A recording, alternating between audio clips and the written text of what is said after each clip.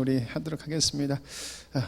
제가 성경 읽어지는 책을 가지고 하지만은 성경 읽어지는 내용을 그대로 쓰질 않아요. 그래서 여러분들이 혹시라도 이렇게 성경 읽어지네라는 것 책을 보다가 왜 우리 목사님하고 이렇게 내용이 이렇게 없는 게 있네라는 것은 원래 이렇게 이 성경 공부를 할 때도 목사님도 십자가의 복음을 이렇게 넣어서 성경 공부를 하는 곳은 거의 없어요.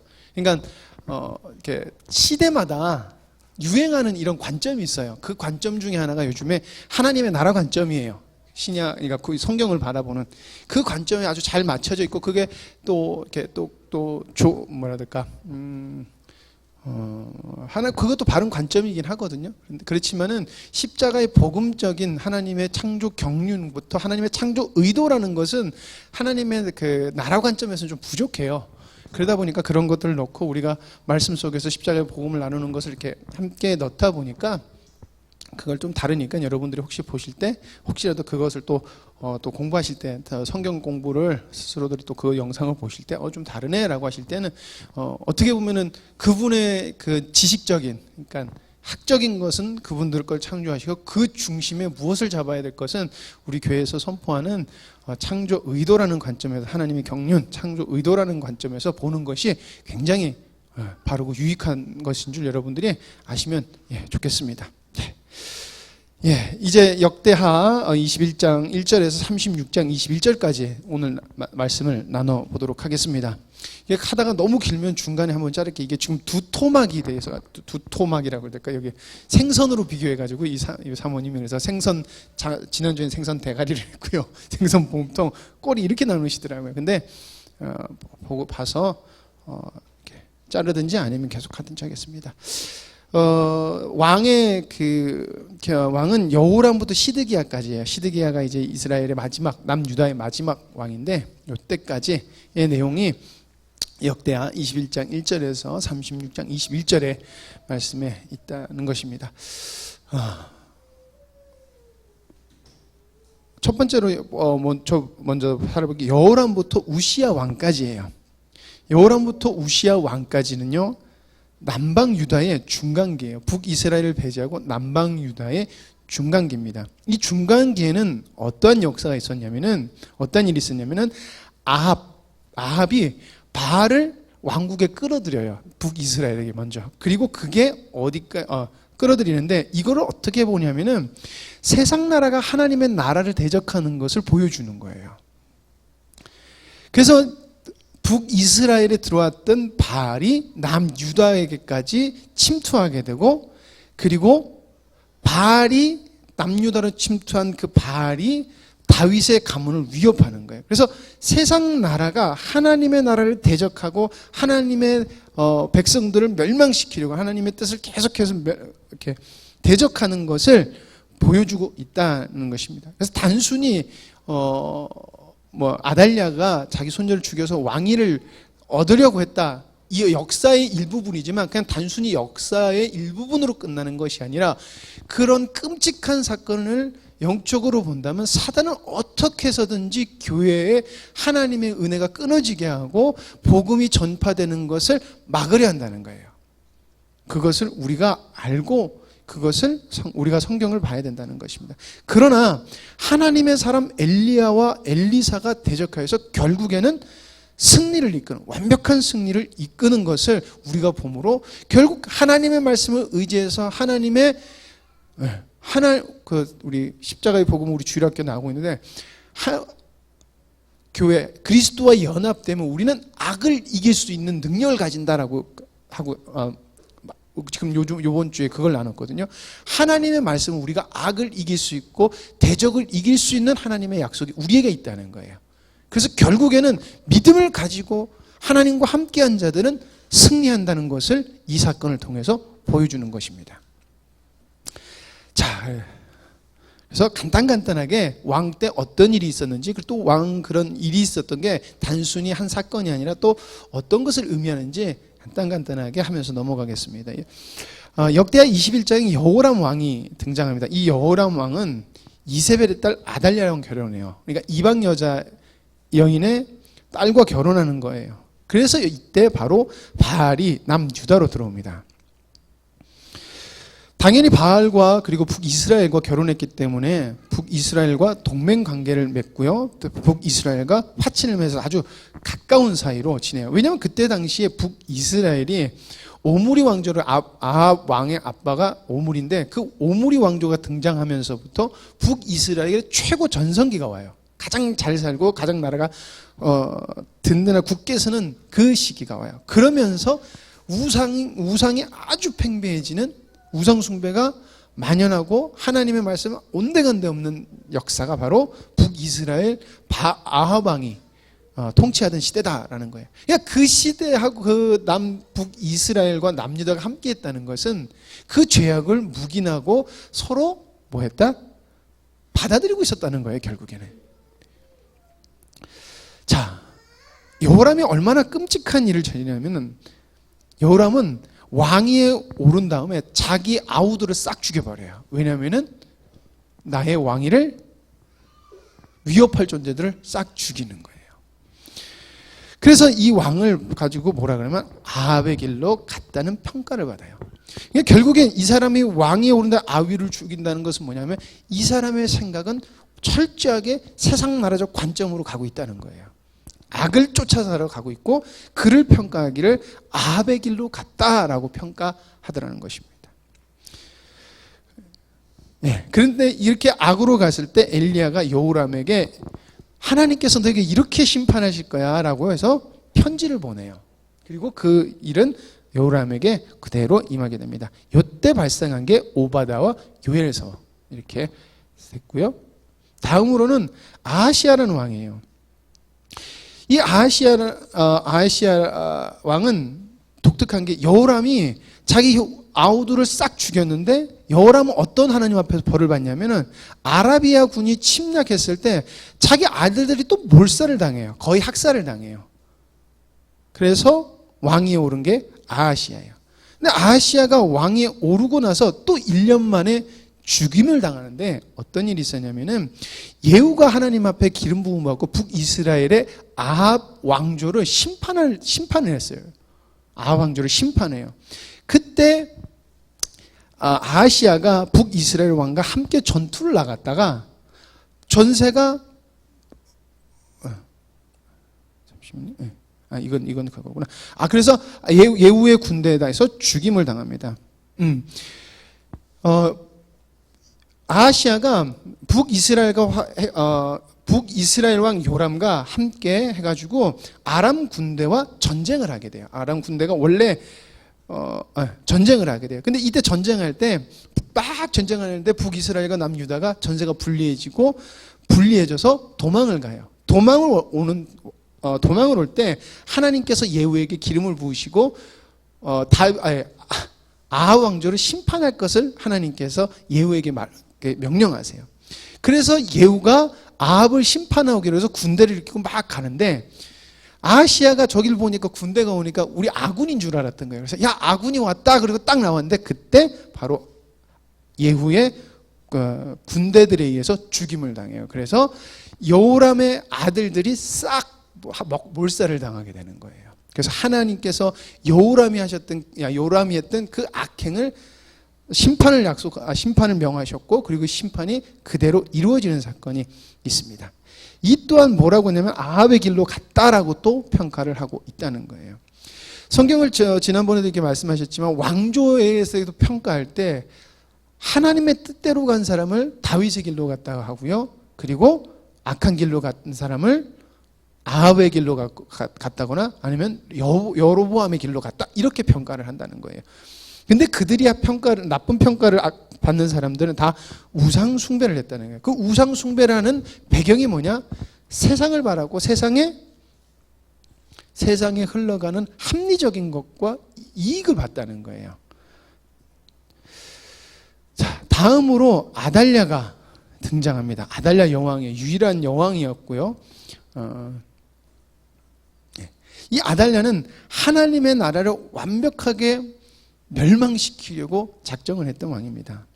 아하시아의 어머니예요. 그래서 갑자기 아들이 죽으니까 왕이 돼요. 그래서 다윗의 혈통이 아닌 유일한 왕이었고 여왕이었고요. 그리고 다윗의 혈통을 몰살시키려고 합니다. 손자들을 몰살시켜요. 손자들을 몰살시켜. 다 죽이지 못했어요. 이렇게 악행을 행할 때 제사장 여호야다가 개혁을 일으켜요. 그래서 개혁을 일으켜서 어떻게 하냐면 바알의 산당과 우상을 처리하고요. 그리고 바른 제사를 회복하고요. 그리고 결국 그 악의 뿌리인 아달랴를 죽여요. 그리고 아달랴를 죽인 다음에 요아스, 다윗의 가문의 자녀인 요아스를 왕위로 세우면서 하나님의 나라를 멸망시키려고 했던 세상 나라를 하나님의 말씀과 하나님의 뜻을 가지고 심판하고 다시금 나라를 하나님의 나라로 회복시키는 일을 해요. 자, 이렇게 해서 다시금 다윗의 가문이 왕위를 잇게 됩니다. 자, 이 요아스는 초기에는 다윗 왕조를 잇는 왕으로서 선하게 행동해요. 왜냐하면 누구였죠? 갑자기 생각나네. 여호야다가 살아 있었을 때는 초기예요. 그래서 여호야다가 살아 있었을 때는 하나님께 순종하고 하나님 말씀을 잘 듣고 모든 나라를 하나님의 뜻대로 이렇게 다스려요. 그러나 시간이 지나고 아달랴가 죽자 이 사람이 하나님의 은혜를 잊어먹어요. 이걸 보면서 오전에 말씀을 들으면서 요아스가 왜 잊어먹었을까? 안주했기 때문에 그런 거예요. 나라도 이제 평안해지고 편안해지고 별 이제 위협이 없다 보니까 마음이 편안해진 거예요. 그러니까 또 어디로 눈을 돌려요? 하나님께 돌리면 되는데 인간의 완악함은 절대 하나님 앞에 안 돌려요. 세상을 바라보려고 그래요. 그래서 다시 백성들이 아달랴가 죽은 다음에 우상 섬기는 일을 방관해요. 그러자 여호야다의 아들 사가랴가 하나님을 배신하고 하나님이 은혜 주신 것을 잊어버리고 우상을 섬기는 이스라엘과 이스라엘 왕 요아스를 하나님의 말로 책망을 해요. 막 책망을 해요. 근데 그것을 시기한 사람들이 그 사람을 죽이려 했을 때 요아스가 그것을 죽이도록 허용을 해요. 죽이도록 해요. 그래서 5점을 남겨요. 그래서 잘 했는데 나중에는 악한 길로 가요. 그래서 결국에는 전쟁 중에 부상을 당하고 부상당했을 때 신하들에게 배반을 당해서 죽임을 당하는 우상숭배로 인해서 하나님을 진노했고 하나님께서도 죽을 거라고 하셨거든요. 그리고 되게 재밌는 게 이 사가랴가 죽을 때 이 사가랴가 죽는 내용을 나중에 예수님께서 인용을 하세요. 마태복음 23장 35절 말씀에 이 사가랴의 죽음을 선한 죽음이다. 그래서 아벨의 죽음과 비교를 하세요. 사가랴가 죽을 때 뭐라 그래? 하나님, 나의 의로움을 아시죠? 나의 죽음을 신원하여 주세요. 라고 이렇게 기도해요. 그리고 나중에 예수님이 거룩한 죽음을 이야기하실 때 이 사가랴를 이렇게 인용해서 말씀하시는 게 있습니다. 나중에 마태복음 읽으실 때 구약에 그 내용이 나오는구나 생각하시면 되겠어요. 자, 그래서 죽임을 당한 다음에 요아스가 왕으로 등장을 합니다. 이 요아스는요, 에돔과 북이스라엘 등과 계속해서 전쟁하는 역사가 쭉 그려져 있어요. 자, 그 다음에 이제 우리가 잘 아는 우시야 왕입니다. 우시야 왕은 52년 동안 통치를 했어요. 그리고 선한 왕으로 기록이 되어 있고요. 우리가 제가 계속해서 말씀드리는 것 중에 하나님의 말씀을 순종하고 율법이 회복되고 제사가 회복되면요, 어떤 일이 있냐면은 군사와 경제와 정치와 종교계 모두가 부흥이 일어나는 것을 하나님께서 보여주세요. 그게 다윗 때 그랬고요. 초창기 솔로몬 때 그랬어요. 그리고 타락의 길로 가다가 다시금 돌이킬 때 이 군사, 경제, 정치, 종교 면에서 안정되는 것을 보여줘요. 그러나 악한 길로 가면요, 군사가 하면 경제가 아니면 정치가 뭐 하나든 게 온전함이라는 것이 없어져요. 그래서 이 역대 왕들을 이렇게 평가할 때나 이렇게 어떤 행적이 있었는지 이렇게 기록할 때 군사와 경제 그리고 정치, 종교문에서 모두 부흥했다는 것을 이렇게 어필하는, 이렇게 기록하는 듯한 왕들은 대부분 하나님의 길로 간 거예요. 그러니까 북이스라엘하고는 좀 달라요. 북이스라엘은 아하방 때 여러 가지로 다 했는데 그거는 악의 길로 갔을 때고 남유다는 다윗의 형통일 때에 대해서 이야기를 하는 거예요. 자, 그러나 이렇게 잘 가다가 하나 실수했는데 임의로 분양을 하려다가 재앙을 받아요. 그래서 문둥병에 걸려요. 근데 문둥병에 걸려서 그 문둥병에 걸리면 하나님께 저주받은 거기 때문에 왕궁에 있을 수가 없어요. 그래서 별채에 머물게 되고 나중에 별채에서 죽임이 아니라 죽게 돼요. 그때까지 그렇기 때문에 우시야 왕이 52년을 통치했는데 우시야 왕이 정식으로 통치한 기간도 있지만은 섭정을 했어요. 그러니까 자기 아들을 왕을 세워놓고 대리로 통치를, 그러니까 왕으로는 세워놓았지만 직접적인 통치를 또 우시야가 하긴 했어요. 자, 예. 그렇게 어떻게 보면은 하나님 다윗과 같은 다윗과 같은 왕이 등장했지만 문둥병에 실수함으로 하나님 앞에 범죄함으로 문둥병에 걸려서 어떻게 되게 낙심되고 좌절스러운 모습으로 있다가 우시야 왕이 죽어요. 그 죽을 때 이사야 선지자가 하나님의 이상을 보게 돼요. 그러니까 인간의 최고의 절망스러운 상황일 때 하나님께서는 당신의 뜻을 보여주시면서 하나님의 창조 의도가 어떻게 흘러갈 건지에 대해서, 그러니까 메시아가, 진정한 메시아에 대해서 이사야에게 예언해 주셨다는 거예요. 그게 그래서 이사야가 이때 부르심을 받았다라는 것입니다. 자, 요람이 왕위에 오르는데 요람은 우시야와 함께 왕으로 있었어요. 그런데 단독 통치 기간도 있어요. 그러나 많은 부분 우시야 왕의 대리인으로 세워져 있는 거예요. 왜냐하면 문둥병에 걸려 있었기 때문에. 자, 그리고 북방에는 예후 왕조가 끝나는 시점이에요. 잠깐 등장하는 게 뭐냐면 예후가 하나님의 뜻으로 발음이 돼. 아합 왕을 심판했기 때문에 그 잠깐 등장을 합니다.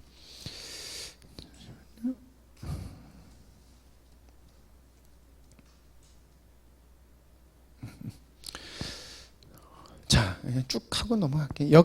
역대하 28장에 36장 이제 마지막 부분이에요. 그러니까 남유다의 후반기예요. 이때부터는 계속해서 남유다가 이제 멸망으로 가는 시기입니다. 자, 이때는 남유다가 그 당시에 패권을 쥐고 있던 아수르에게 영향을 받기 시작해요. 그래서 아하스부터 아몬까지 왕이 영향을 받아요. 자, 그런 와중에 아수르가 바벨론에 또 멸망하게 되고요. 바벨론이 이집트와 메소포타미아 쪽을 이렇게 공격하고 여러 가지 전쟁이 이제 바벨론과 이집트와의 전쟁이, 패권 전쟁이 또 시작되는 그런 역사적인 상황 속에서 남유다의 역사가 흘러가요. 아하스 왕은 온갖 우상을 숭배했고요. 그 온갖 우상을 섬기면서 또 많은 침략을 받아요. 그리고 아수르를 의지하고 조공을 바쳐요. 근데 되게 재밌는 게 뭐냐면은 침략을 받을 때 아수르한테 도와달라고 그러는데 거절을 당해요. 거절을 당한 다음에 또 몽땅 뺏겨요. 그러면서도 어떻게 하냐면 하나님께 의지하는 거가 싫어가지고 자기를 배신하니까 도와주세요 하고 조공을 바쳤는데 도와줄게 가서 뒤통수 딱 때리고 가지고 있는 거 훔쳐가요. 그러면 의지하면 안 되잖아요. 근데도 아수르를 의지해서 아수르에게 조공을 또 바쳐요. 못 봤는데 나는 그래도 끝까지 나는 하나님 안 따르겠다라고 하는 이 아하스의 행적이 뭐냐면 정정이 아니라 성전을 파괴해요. 하나님이 아수르에게 배신을 당하면서 너를 지켜줄 게 아수르가 아니라 나야라는 것을 계속해서 보여줬는데도 불구하고 나는 끝까지 하나님을 의지하지 않겠다라는 것을 성전을 파괴함으로 보여주는 것이라고 합니다. 자, 그리고 나서 히스기야라는 왕이 등장합니다. 히스기야의 아버지 아하스는 우상을 얼마나 섬겼는지 자기 아들을 불러 태워드리는 제가 그때 열왕기 때도 말씀드렸지만 자기 아들을 태워 죽이는, 성경에서는 그래서 아들을 불 사이로 지나가겠다라고만 이렇게만 기록하는데 그게 불 사이로 지나간 게 아니라 자기 아들을 태워서 인신 제사를 드리는 거예요. 그런 우상을 섬겼던 게 아하스고요. 나중에 좀 이따 할게요. 그리고 그 다음에 왕이 히스기야예요. 또 되게 웃겨요. 악화남, 그리고 하나님이 다윗의 길로 가는 또 히스기야, 이렇게 또 등장해요. 히스기야를 다윗의 길로 행한 왕을 선한 왕으로 기록하고 있고요. 성전인데 왜 성정이라고 해놨을까? 성전. 성전을 복원시키고 나라를 개혁해요. 근데 그 성전을 회복했다라고 얘기할 때 여지없이 같이 등장하는 게 뭐냐면 하나님의 율법이 없었다고 얘기해요. 하나님의 율법이 어디 있는지 모르다가 하나님의 율법을 발견하고 그걸 읽고 울고 회개를 하고 다시금 회복을 돼요. 그걸 보면서 저는 그 생각이 듭니다. 우리가 하나님의 말씀을 가까이 해야 되는 이유가 하나님의 말씀을 가까이 하지 우리는 계속해서 악의 길로 빠질 수밖에 없다는 거예요. 그러나 하나님의 말씀을 바르게 깨달으면 우리는 하나님 앞에 돌아갈 수밖에 없다는 거예요. 하나님의 말씀은 능력이 있거든요. 자, 그래서 나라를 막 부흥을 다시금 회개의 역사를 이기는데 누구와? 이사야와 함께 이렇게 해요. 한간에는 그런 것도 있다 그래요. 히스기야가 나라를 회복시키는데 어떻게까지 회복시키려면 다윗의 정성기대로 회복시키려고 해서 북이스라엘까지도 통일시키려고 했었다라고 이야기를 하더라고요. 그래서 그러나 그것까지는 되지 않았고 북남유다가 회복되는 역사가 있었다라고 해요. 그리고 나서 아수르와의 관계를 끊어버려요. 그렇게 의지하던 아수르와의 관계를 끊어버려요. 그래서 화가 나서 사내립이 쳐들어와서 이스라엘을 뺑 둘러서 멸망시키겠다고 해요. 그러면서 이스라엘의 히스기야를 업신여기면서 하나님을 모욕하면서 야, 하나님이 지켜줄까? 이렇게까지 내가 둘러싸 너 하루면 네 성 다 무너질 것 막 이런 식으로 업신여기고 하나님은 신이 아니다라고 이렇게 하나님을 모욕해요. 그랬을 때 하나님께서 도와주시고 하나님께서 승리를 하게 해주시는 것을 히스기야가 경험하게 됩니다. 자, 그 다음에 아이고 히스기야 하나 더 있다. 넘어갔죠. 예, 므낫세가 이제 왕이 됩니다. 므낫세는 자기 할아버지의 길을 간 사람이에요. 므낫세도 자기 아들을 불 가운데로 지나겠다고 그러는 거예요. 그러니까 할아버지가 섬긴 그 신을 섬긴 거예요. 많이도 섬겼습니다. 많이도 통치했는데 55년 동안 통치를 했어요. 그래서 므낫세를 평가할 때 하나님을 배반하고 아하스의 할아버지의 길을 갔다라고 딱 이야기를 해요. 그리고 남유다 그러니까 다윗의 혈통 중엔 가장 악한 왕이래요. 할아버지보다 더 악했다고 그래요. 근데 참 재밌는 게 나중에 환난을 통해서 여호와께서 하나님인 줄 알게 돼요. 그래서 회개를 하게 돼요. 그러나 하나님께서는 회개는 받아주시지만 그가 잘못한 걸로 인해서 나라가 이제 멸망의 길로 가는 것은 멈추시지 않으셨어요. 자, 그리고 아몬이 왕이 되는데 므낫세와 동일하게 악한 길로 행합니다. 그래서 결국 그리고 그 아들 요시야가 이제 왕이 돼요. 역대하 34장 35장. 그래서 종교 개혁으로 또 나라를 바르게 세웁니다. 그러니까 악한 왕, 선한 왕, 악한 왕, 선한 왕 이런 식이에요. 계속 왔다 갔다. 자, 그래서 나라를 바르게 세웁니다. 예레미야가 사역했 된 시기예요. 그러니까 막 이스라엘이 므낫세로 인해서 굉장히 이렇게 나라의 그런 종교적인 부분이 침체하고 암울해질 때 다시금 요시야가 왕이 되면서 다시금 믿음의 부흥이 일어나고 회개의 역사가 쭉 일어나니까 예레미야가 굉장히 기뻤을 거예요. 그런 와중에 세계의 기류는 바벨론 쪽으로 기울어요. 자, 요시야가 나중에 하나 실수를 하는데 이게 뭐냐면 종교개혁도 하고 하나님 말씀대로 다 따르는데 갑자기 어느 날 애굽의 느고가 전쟁을 하러 가겠다고 이스라엘을 좀 통과할게라고 사신을 보내서 내가 꿈에 하나님께서 나에게 명령하 내가 갈그미스로 가가지고 바벨론과 싸우라고 하셨다. 내가 너희 나라 통과할 테니까 이를 통과하오라고 사신을 통해서 보내요. 참 신기하게 애굽의 바로 하는데 요시야가 그것을 기뻐하지 않음으로 나가는 느고를 결국 하게 되는 거예요. 대적 맞서요. 그래서 거기서 죽음을 당해요. 안타깝게도. 근데 이게 바로 하나님으로 말미암은 것을 반대했기 때문에 그렇다라고. 마지막에 여호와 요시야 이런 얘기하시네요. 한번 들으신 거라서 열심히 빨리 좀 끝냈는데요. 왕들의 역사를 보면은 하나님을 의지했을 때 공통적으로 발생하는 게 뭐냐면은 종교적으로 믿음, 예배가 회복되는 역사가 있어요. 그리고 나라가 국방이 든든해지는 역사가 있어요. 그러나 남유다에서 하나님을 배신하면은 꼭 이방의 다윗이 그 당시에 그 주위에 있던 나라들을 다 통합을 해요. 그러니까 암몬 족속이나 저기 에돔 족속이나 이런 나라를 속국으로 둬요. 아람도 이렇게 속국으로 둬가지고 조공을 받고 어떻게 유다에 속해 있었어요. 그러나 하나님의 말씀을 버리고 이방신을 섬기는, 그러니까 남유다가 악한 길로 가면 그 나라들이 다시금 독립을 해서 왕을 세우고 자기네들이 왕을 세운 그 왕이 남유다를 괴롭히는 역할을 해요. 그러니까 뭐예요? 국방이 군사적으로 무너지는 것이 있어요. 그러나 다시 하나님께 돌아오면 국방이 다시금 세워진다는 것을 꼭 이야기를 하고 있다는 거예요. 그러니까 이스라엘을 지키는 분은 하나님이라는 것을 자꾸 보여주고 있다는 거예요. 그리고 다윗 이후의 왕들은 온전히 선한 왕이 하나도 없어요. 다윗도 실수는 했지만은 그걸 보면은 다 안주했을 때, 오늘 오전에 말했죠, 안주했을 때 히스기야 왕도 그리고 우시야 왕도 굉장히 그 당시에 메시아라는 구원자, 모든 남유다를 이제 남북으로 또 통일하지만 세계 패권으로 다시금 올라설 수 있는 다윗의 왕국의 그 영화를 부활시킬 수 있는 구원자로 생각했었어요. 우시야 왕도 히스기야 왕도.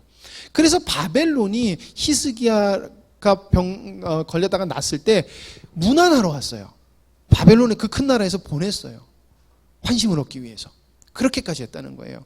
그런데 그렇게 안일하게, 그러니까 안주했을 때, 나라의 부강에 안주했을 때 이 사람들이 악행을 저질러요. 우시야는 하나님께서 절대 하지 말라고는 제사장의 예배를 어지럽히는 일을 했고, 히스기야는 자신이 낳은 아들을 바르게 교육시키지 못함으로 어떻게 되냐면, 그리고 자기의 교만함으로 나중에 바벨론인 남유다를 꼭 저기 가서 저기 좋은 거 다 뺏어야지라는 자기 곳간의 모든 좋은 걸 다 보여줌으로 남유다가 멸망하는 빌미를 제공하는 게 바로 히스기야라는 거예요. 그게 공동적으로 안주했을 때 그런 어려움이라는 거예요.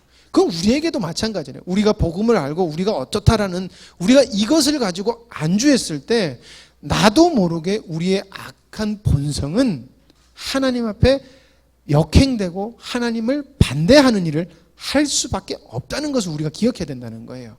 그래서 하나님께서는 온전하게 끝나서 해서 희망적이게 보여주면 되는데, 희망적이지 않게 보여주는 이유도 우리가 의지할 것은 왕도 아니고 나도 아니고 바로 누구다?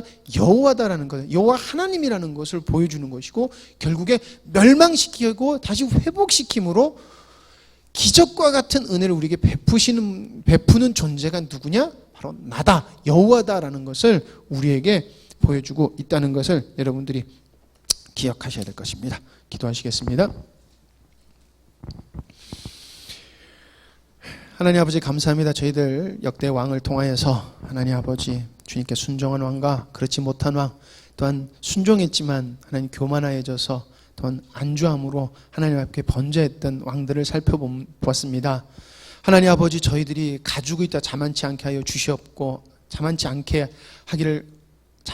간절히 소망합니다. 늘 겸손한 마음으로 주님께 은혜를 간구하며 하루라도 주님 은혜 없이는 살아갈 수 없는 존재임을 날마다 고백함으로 주님께 은혜와 긍휼을 받는 저희들 되게 하여 주시옵소서. 아버지 하나님, 저희들이 무엇을 할 수 있겠습니까? 주님 떠나서는 저희들이 할 수 있는 것은 악한 것을 생산해내는 것밖에 할 수 없다는 것을 다시금 기억하게 하여 주시옵고, 우리 속에서 살아 역사하심으로 날마다 주님이 기뻐하시는 길로 가는 것을 허락하시옵고, 그 은혜에 동참하게 계신 주님을 쫓아서 하루하루 살아갈 때 세상의 빛이 되고 세상의 희망이 되는 저희들 되게 하여 주시옵소서. 어디를 가든지 주님의 백성으로 본이 되게 하시고 희망이 되게 하여 주시옵소서.